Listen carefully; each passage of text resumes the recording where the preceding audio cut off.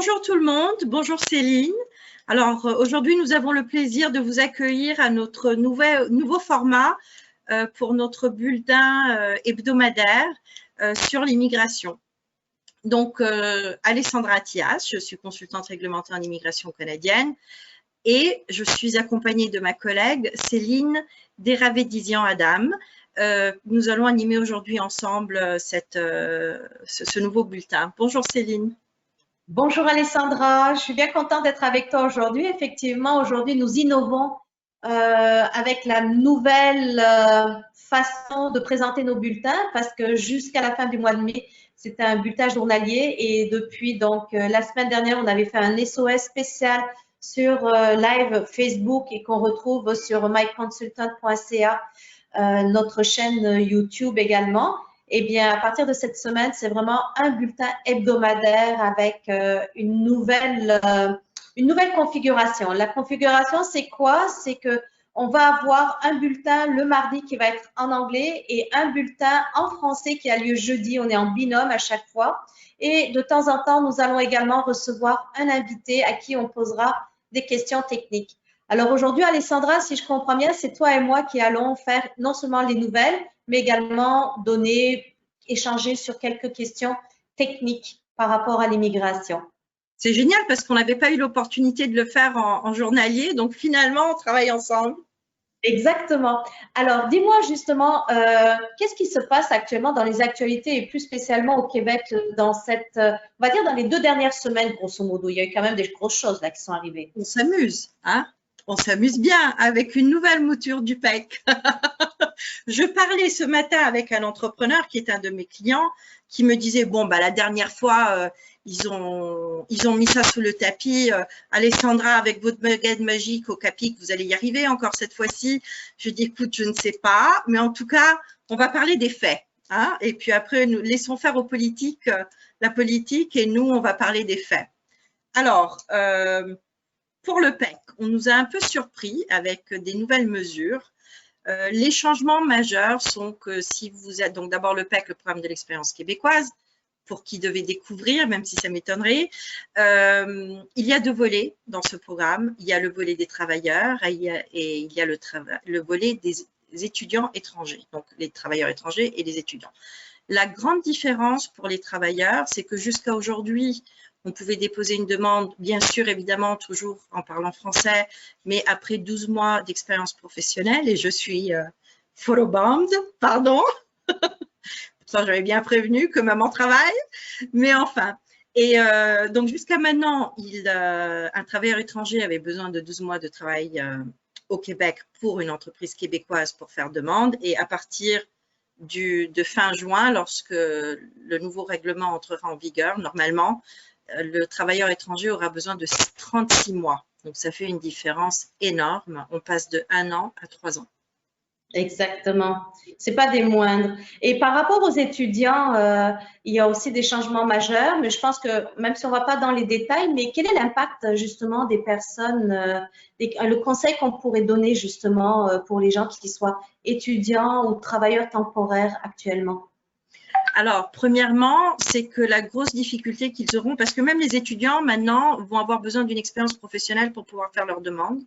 Donc, alors que jusqu'à date, on obtenait le diplôme et on déposait sa demande, à partir de maintenant, il va falloir avoir au moins 12 mois d'expérience professionnelle au Québec, bien évidemment, dans des niveaux de CMP bien particuliers, et avoir même peut-être 24 mois selon votre diplôme.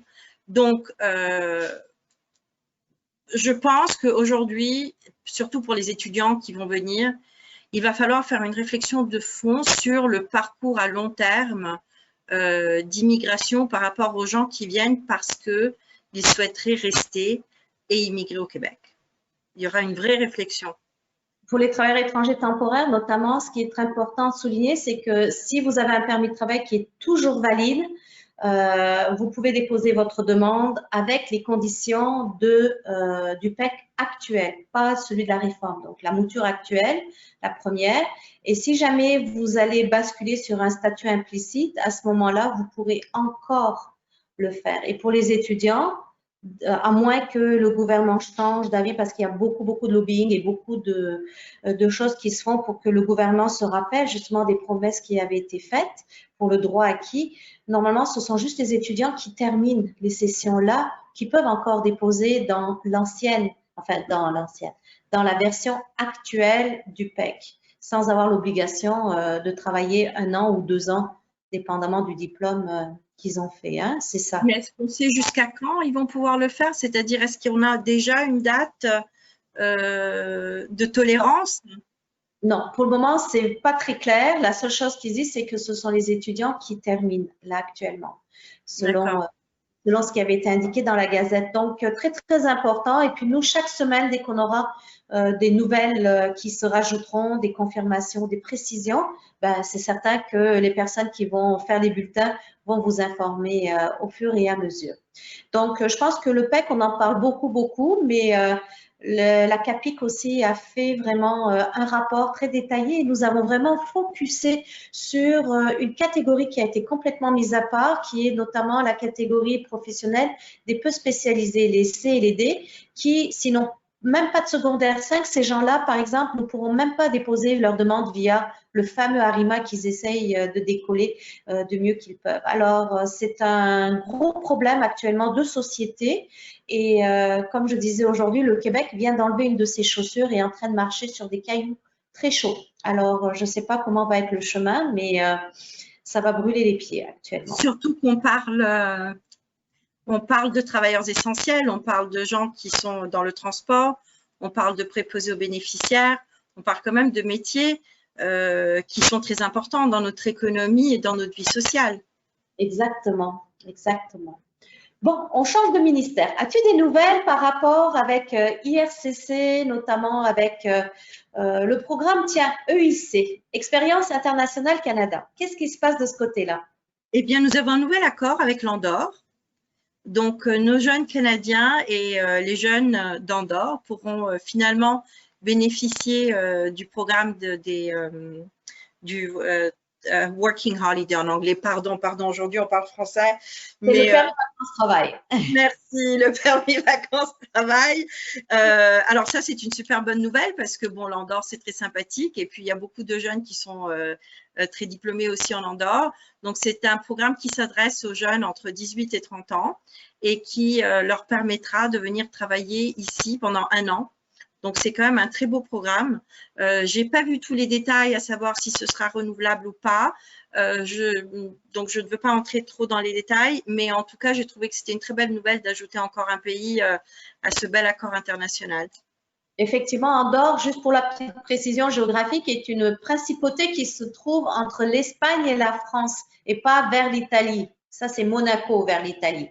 Mais entre l'Espagne et la France et la principauté d'Andorre, ils ont effectivement en plus une très belle université européenne et je suis certain qu'il y aura beaucoup de jeunes qui vont profiter justement de l'occasion pour aller échanger et travailler là-bas. Donc, bienvenue à Andorre, aux Andorréens, également au Canada pour cette belle expérience. Au niveau également un petit peu de mise à jour par rapport aux restrictions de voyage, les frontières et autres, as-tu quelques informations pour nous donner, Alessandra, aujourd'hui de ton côté? Alors, oui, il est question qu'à partir du 17 juin, si je ne m'abuse, les membres de famille qui viennent des États-Unis vont pouvoir entrer pour voir leur famille canadienne. Mais par contre, ils vont devoir s'isoler. Ils vont devoir faire les 14 jours d'isolement dès leur arrivée. Est-ce que toi, tu as des nouvelles sur ce qui va se passer après le 30 juin? Il y a énormément de personnes qui posent cette question. En fait, on est un petit peu dans une zone grise. Nous avons eu la rencontre avec IRCC et les autres partenaires du gouvernement et les autres ministères aussi. Il n'y avait pas beaucoup plus d'informations que ce qui a été diffusé cette semaine. Donc, la semaine prochaine, on aura une réunion, ce sera moitié du mois, et le 16 exactement. Donc, d'ici le 16, on va avoir, disons, beaucoup plus d'informations. Donc, le prochain bulletin, on devrait normalement vous apporter un peu plus de nouveautés. Ce que j'ai remarqué, par contre, c'est qu'il y a eu un décret ministériel qui est passé, qui est le 8. donc qui est en début de semaine. Et dans ce décret-là, ça a été spécifié. J'ai remarqué un changement quand même pas des moindres. À date, on pensait que toutes les personnes qui avaient une lettre d'invitation et d'une lettre d'invitation pour un permis d'études ou un permis de travail pouvaient venir. Bien entendu, il fallait avoir l'autorisation pour le vol s'ils sont dans un pays où il y a des graves restrictions de vol ou pas. Mais la notion du 18 mars a disparu tout récemment. Donc, ils l'ont gardé pour les étudiants, mais pour les travailleurs étrangers temporaires, il semble, sous réserve de vérification, mais quand on lit les textes qui ont changé, c'est marqué que les gens qui sont détenteurs d'un permis de travail ou qui ont la lettre d'invitation pas la lettre d'invitation, mais la lettre d'intention, pardon, pour obtenir un permis de travail à leur arrivée, sans préciser la date, alors que, comme je disais avant, il y avait le 18 mars, eh bien, peuvent le faire. Donc, ça, ce qui sous-entend que toute personne qui a eu même une lettre d'invitation après, pas d'invitation, voyons, une lettre de confirmation que leur demande a été acceptée. Voilà. Exactement, c'est ça.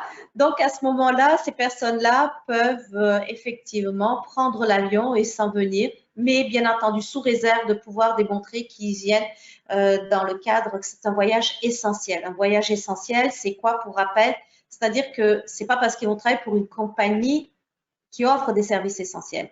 Un voyage essentiel dans le cadre d'un travailleur, c'est simplement que l'emploi est toujours disponible, l'employeur est ouvert, le poste l'attend et que la personne a tous les papiers et les documents nécessaires pour pouvoir embarquer, obtenir un permis de travail à son arrivée. Et aussi, chose très importante, tu l'as dit, la quarantaine. Donc, avec tout ça, je pense qu'on peut simplement rendre des gens heureux autour de nous. Donc, par précision, il s'agit des personnes qui ont des permis de travail fermés, dont le poste est encore disponible. Alors, ça peut être un ouvert, mais si c'est un ouvert, il faut que la personne puisse vraiment justifier qu'il y a un emploi, un contrat de travail qui l'attend à son arrivée. Donc la lettre de confirmation de l'employeur, une attestation, donc vraiment des choses en béton. Puis, si c'est juste pour être, je ne veux pas dire qu'il y a des emplois qui sont moins bien ou plus bien que d'autres, mais par exemple, si c'est pour travailler dans un magasin de fleuristes, je prends ça juste comme exemple, eh bien, l'agent peut dire, votre poste n'est pas vraiment nécessaire que vous soyez là maintenant, revenez en automne ou autre, et peut lui faire demi-tour. Donc, vraiment au cas par cas. Ce qu'on dit de toute façon, c'est une information d'ordre général. Il ne faut pas oublier qu'il faut quand même contacter un professionnel si vous avez besoin d'avoir une information détaillée qui s'applique à votre cas. Donc, je vais me permettre de faire une précision parce que comme tu sais mieux que moi, on entend souvent ce qu'on veut entendre. Et donc, moi, j'ai beaucoup, surtout dans la communauté italienne, de gens dont le permis vacances-travail avait été approuvé, mais qui n'ont pas pu voyager et qui n'ont pas encore d'emploi. Donc là, je m'adresse vraiment sur la base de ce que tu as dit et tu vas confirmer, s'il te plaît, c'est que même si votre permis vacances-travail a été accepté et que, enfin, on vous a envoyé la lettre que votre demande est acceptée et que vous devez vous présenter à la frontière, à partir du moment où vous n'avez pas encore un emploi au Canada, vous ne prenez pas l'avion, on est d'accord? Ils n'embarqueront pas. Et même s'ils embarquent, ils feront faire demi-tour actuellement. Très bien. Ce qu'il faut comprendre, c'est que ce n'est pas personnel envers les personnes. Ce qui se passe, c'est qu'on ne veut pas que le virus profite de vous pour voyager avec vous et venir ici. C'est simplement ça. Vous, c'est vraiment pas les personnes qui sont le problème. Le problème, c'est le virus. Donc, si vous arrivez à comprendre cette définition-là, là, ça ira. Et on revient toujours à ce qu'on dit depuis 2 mois, 3 mois, quasiment à tous les bulletins journaliers. Et regarde, on va le répéter encore. Si jamais vous arrivez vers la fin de l'expiration de votre date de validité du PVT, du jeune pro ou de ce type de permis-là, simplement contactez le bureau des visas qui vous a émis le document, informez IRCC et ils vont vous donner un délai supplémentaire de validité. Donc, ça ne se fait pas automatiquement, donc faites très attention. Oui. Et demandez-le avant que votre permis expire, parce qu'après, c'est trop tard. Exactement. Alors, vu qu'aujourd'hui, nous sommes un petit peu spécial, qu'on n'a pas d'invité pour lui poser une question technique, est-ce que tu veux qu'on fasse le jeu, toi et moi? Oui, surtout que j'en ai une. Figure-toi qui est pressante parce que j'ai une cliente qui a fait un dossier de travailleur qualifié fédéral, entrée express donc, et qui a jusqu'au 17 juillet pour se présenter à la frontière avec son mari et ses 2 enfants. Et en fait, elle se dit que c'est pas vraiment un bon moment pour s'installer au Canada. Et donc, ce qu'elle aimerait faire, c'est qu'elle aimerait faire son landing et prendre le premier avion pour repartir dans son pays d'origine et revenir quand les choses se calmeront. Il y a une logique dans sa démarche, même si logiquement on vient pour s'installer. La question, c'est est-ce qu'on a le droit de faire ça? Est-ce qu'on peut venir en tant que résident permanent, vu qu'on peut venir et repartir? Alors, je comprends la légitimité, la sincérité de l'action, mais je dois te parler comme si j'étais l'agent et je te dirais non. Pour 2 raisons. La première, c'est que quand une personne fait son landing, c'est-à-dire devient résident permanent, doit normalement rester ici parce que de toute façon, il faut une carte de résidence permanente pour pouvoir ensuite revenir au Canada, etc. Donc, il y a déjà quelque chose qui ne va pas là-dedans. Et en plus de ça, il faut à partir du moment où elle entre sur le territoire canadien, l'obligation de la quarantaine reste également. Donc, ça, c'est vraiment important. D'autre part, si effectivement la date est trop proche et qu'elle ne peut pas voyager pour les questions comme tu évoquais, les raisons que tu évoquais, à ce moment-là, il faut simplement qu'elle contacte Immigration Canada. Donc, il va falloir, puisque c'est ton client, toi, tu contactes IRCC, tu leur informes la situation et ils vont à ce moment-là accorder un délai supplémentaire pour qu'elle puisse faire son fameux landing dans les temps et les délais requis en toute sécurité. Merci, parce que tu sais, elle a beaucoup de mal à trouver un endroit où faire son isolement. Oui, parce que même quand tu regardes sur le site du gouvernement où c'est marqué les explications de la quarantaine, ils disent ne pas louer, ne pas être dans une chambre d'hôtel. Alors qu'entre toi et moi, je pense que la chambre d'hôtel est quand même un endroit qui est plus sécuritaire à ce niveau-là, mais ça coûte chaque 14 jours d'hôtel. Aussi, on s'entend. Surtout quand on ne peut pas commencer son processus d'installation.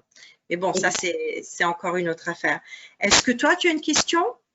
En fait, des questions, non, mais je pense que ce qu'on pourra faire, c'est un rappel simplement des prochains événements qu'on va avoir par rapport à toutes les activités que l'ACPI offre.